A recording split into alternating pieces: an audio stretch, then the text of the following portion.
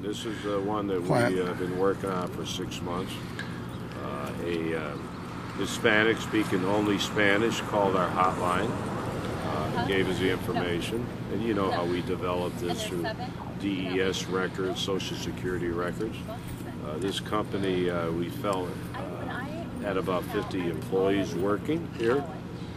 When we went in here this morning around 6 o'clock, we had 26 people ready to go to work.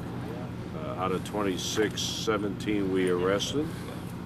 We believe all of them are here illegally. Out of the 26, 11 of them, 11 had false Social Security numbers. So they're going to be charged with identification theft, Class 4 felony. The other 6, we believe are here illegally, and we turned them over to immigration, ICE. The tip came in from a Spanish speaker, you said? Yes. 70. We get thousands of calls in our hotline. About 70% that call in are Hispanic. So much for the racial profiling that you guys. In fact, with another new law, you can't even get out on bond if it's a Class 4 felony.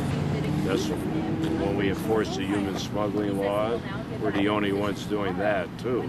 When we arrest the co-conspirators, we're the only ones doing this type of operation. So you can have all the laws on the books. What good are they if they're not enforced?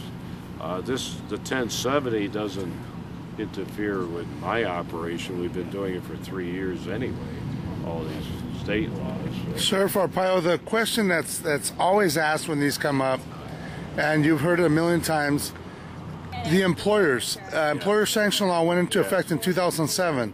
There's not been one prosecution of an employer. Well, yes, there was 3. Whether they were successful or not. First of all, it's a civil. It's not a criminal offense. But I think we've had 3. And when you say 2007, there was a grace period there.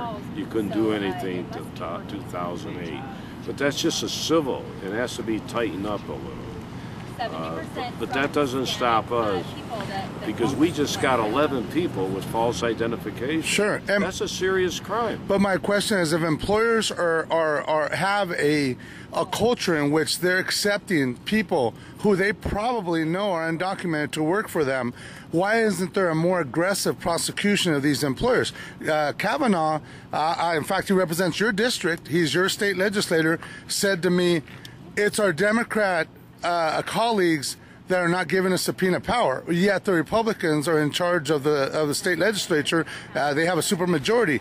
So are we to look for some prosecution, some arrest perhaps on your end? You're the investigative agency. Do you plan on investigating the employers more aggressively?" We're doing it now, but if we get more teeth in the law, that will help us on these type of operations.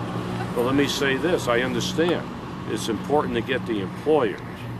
I don't know if this fella E-verified or not. We'll have to check out. But it's important. On the other hand, why aren't we talking about the employees that have false identification?